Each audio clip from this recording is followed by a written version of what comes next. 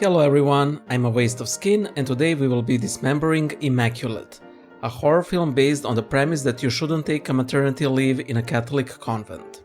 Before we begin, this video contains a lot of spoilers. If you want to see this movie, do it before watching this video. I'm not a professional movie critic. Would I be able to make a better movie? No, I just do this because it is fun. Also, unlike the many previous dismemberments, I won't be commenting scene for scene, because they aren't too ridiculous by themselves, but the underlying plot is. On to the movie. The movie begins with a brutal murder of a nun. She tries to escape her convent, but has her leg snapped into at the convent gate and is buried alive. We're introduced to Sister Cecilia, a young novice who just came to Italy to become a nun. She's picked up by a literal Luigi who drives her to the Holy Convent of Our Lady of Box Office Sorrows. She is met by the matronly Mother Superior, as well as a much more waspish Sister Isabel. Isabel tells Cecilia that the primary ministry of the convent is to provide care for the elderly nuns. She shares her cell with Sister Gwen, who is clearly not long for this world. In the evening, Cecilia attends a service where she is consecrated a nun. This is Farsal Teodosijević, and if the ominous dark red stole isn't a dead giveaway, he's a villain. During the rite, the bishop places a rosary around Sister Cecilia's neck. It is a silly thing, but it is so annoying. No nun ever wears a rosary like that. Guys in a club? Sure, but a nun? No. In any case, she kisses the bishop's ring and things go south from here. By the way, I just love this cross-shaped feast. Cecilia talks to Father Teodosijević, who was the priest who invited her to come to Italy in the first place. His previous occupation was in genetics, and of course, this will play a major role soon enough. A sound draws Cecilia to the chapel, more specifically to the Confessio, a sunken area under the high altar. There is a chapel there, and Cecilia sees a creepy nun praying. She also meets the Mother Superior, who goes up to the small chapel altar and simply takes the holy relic contained within, one of the nails of the crucifixion, still having Christ's blood on it.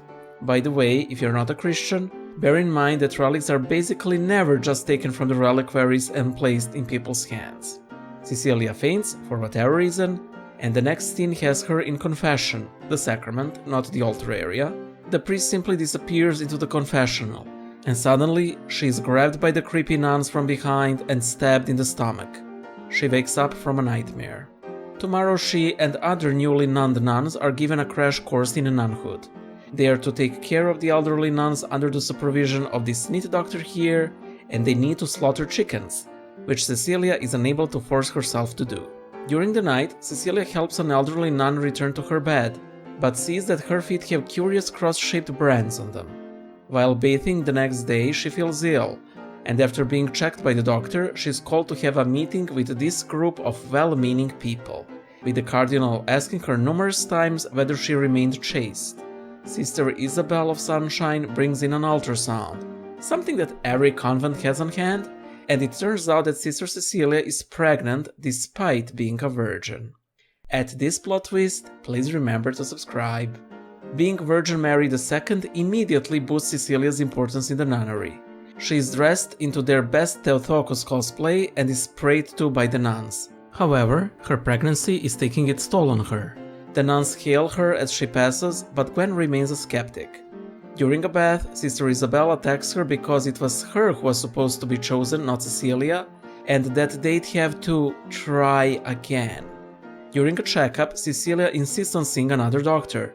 She gets more Hail Mary passes as other nuns pass her by in the courtyard, and she witnesses Isabella's alleged suicide. You know, what every pregnant woman needs to witness. So she does what every pregnant woman does in such a situation, runs up to her to see her mangled face. This proves too much for Gwen, and she throws a hissy fit in front of the entire convent during Isabel's funeral. She is taken away by the clergy. During the night, a painting in Cecilia's bedroom drops, and reveals a message left by the nun we saw when the movie began. It's from the second epistle to Corinthians, chapter 11, verse 14, "For Satan himself masquerades as an angel of light." Two things here. First, if I were the initial nun, I would simply leave something like, "By the way, the convent is evil, they're trying to birth the Antichrist, run." Second, I couldn't find the verse version shown in the movie anywhere. The verse doesn't actually say often.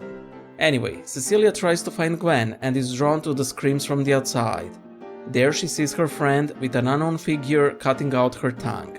Cecilia runs back to her dormitory. In the morning, Cecilia screams, "Wake up, everybody!" They rush to her room to find her covered in blood. Father Tedeschi and Luigi start driving Cecilia to the hospital.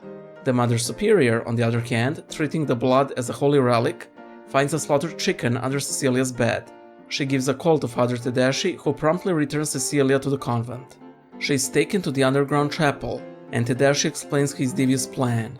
The nail still retains some of Christ's blood and bone fragments, and Tedeschi, being a biologist, uses the DNA from the nail to impregnate other nuns in order to bring forth the Messiah. Other attempts have been unsuccessful, but Cecilia managed to survive. Deacon Luigi brands Cecilia on her feet so she wouldn't run away again. Cecilia has her confession, again, not the altar area, but the sacrament, and she asks the cardinal if he thinks what they're doing is right, seeing her pregnancy drain the life out of her. And he gives a master answer. Well, if what we're doing isn't the will of God, why doesn't God stop us? Which... Okay, I wanted to address this at the end of the video, but the stupid answer the cardinal gives forces my hand. First, just because God allows something to happen does not mean he agrees with it. He is God, he is the one playing the fourth dimensional chess, and he allows evil things to happen in order to bring forth more good. Second, just because he didn't stop you now does not mean he won't in the future. And in this case, he will do so promptly. Mini rant over. Cecilia is heavily pregnant now, and while left alone with the Mother Superior, we are blessed with a close-up shot of the Mother Superior's face being bashed in with a crucifix. I won't show the whole scene here due to copyright reasons. As Cecilia flees, her water breaks. Next, she strangles the cardinal with a telephone cord. For the majority of my audience, telephones used to have these cords that would connect them to the walls, and that is how they would get their reception. I should warn you here that she uses the explicit F word, so if you watch this movie with kids, this is the time where you need to tell them to cover their ears. Anyway, I will really speed things up here. Cecilia blows up the underground lab, is chased by Father Tedeschi in the convent catacombs, where she kills him with a dagger she's found earlier. She leaves the catacombs and gives birth to a child whose outline we can only see in the background. Its noises are inhuman. Cecilia takes a large rock and kills the Antichrist.